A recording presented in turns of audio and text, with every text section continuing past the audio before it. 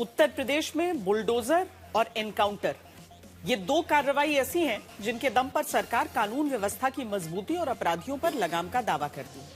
वहीं विपक्ष इन दोनों तरीकों से चुनिंदा लोगों पर कार्रवाई का आरोप लगाता है। इन सब के बीच 15 महीने पुराने एक हाफ एनकाउंटर से जुड़ी खबर पर कोर्ट ने ही खबरदार कर दिया, जहां एनकाउंटर की सीबीआई जांच का आदेश देते हुए अदालत ने तत्कालीन पुलिस अधिकारी की निशानेबाजी की क्षमता तक जांचने के लिए कहा। 12 मई 2025 जगह श्रावस्ती, उत्तर प्रदेश।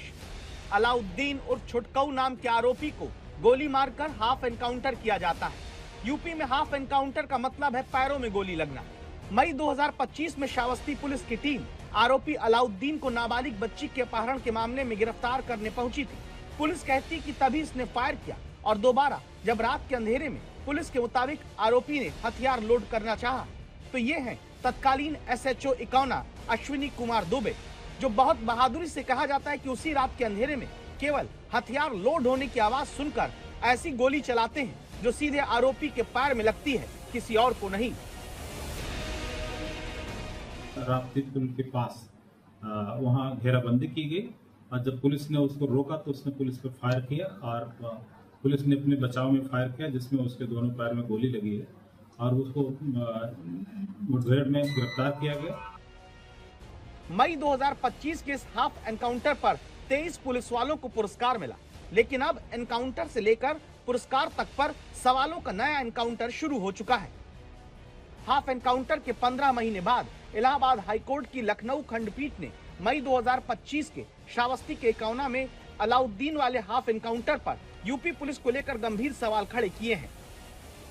न्यायमूर्ति सुभाष विद्यार्थी की सिंगल बेंच ने कहा है कि 23 पुलिस वालों से घिरे होने के बावजूद आरोपी ने फायरिंग की, जिसमें एक भी पुलिस वाला घायल नहीं होता।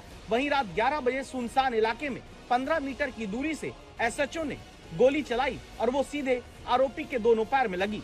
श्रावस्ती में हुए हाफ एनकाउंटर पर सीबीआई जांच का आदेश लखनऊ की अदालत ने दिया है और कोर्ट ने कहा है कि सीबीआई अपनी जांच के दौरान तत्कालीन एसएचओ अश्विनी कुमार दुबे की निशानेबाजी और शूटिंग क्षमता का भी जरा परीक्षण कर ले।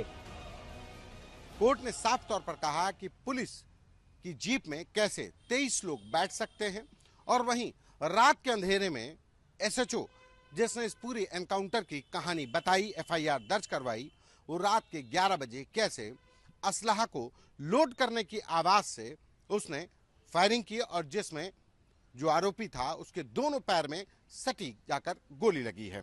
इतना सटीक निशाना बहुत सव्यसाची तो है नहीं। सव्यसाची तो मैंने सुना था केवल राजा दशरथ थे जो किसी की आवाज पे तीर मार देते थे, उसी में शायद श्रवण कुमार भी मरा था।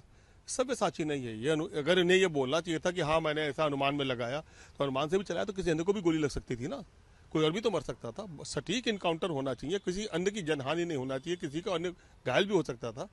ये मुझे गले से उतरने वाली बात नहीं। कोर्ट ने बिल्कुल सही ये जांच के आदेश दिए हैं और मैंने बहुत पहले भी कहा है कि जिस दिन एनकाउंटर इस तरह के फंसेंगे जवाब देते नहीं बनेगा, सजा हो जाएगी लोगों को। जो मेडिकल एग्जामिनेशन होता है छुटकाऊ का गोली लगने के बाद, उसमें जो वुंड का साइज आता है वो है 0.5 सेंटीमीटर और जो गोली एसएचओ के माध्यम से पता, केस डायरी के माध्यम से पता चली है कि चलाई गई है, वो है 0.9 mm की।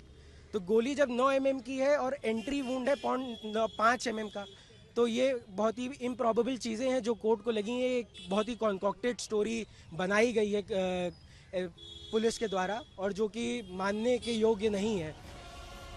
उत्तर प्रदेश पुलिस के बहुत से एनकाउंटर पर सियासी सवाल जवाब होता आया है। श्रावस्ती एनकाउंटर अपने आप में शायद ऐसा पहला केस है जहां एनकाउंटर करने वाले पुलिस वाले की निशानेबाजी क्षमता के परीक्षण तक का आदेश दे दिया गया है। संतोष शर्मा, लखनऊ, आज तक।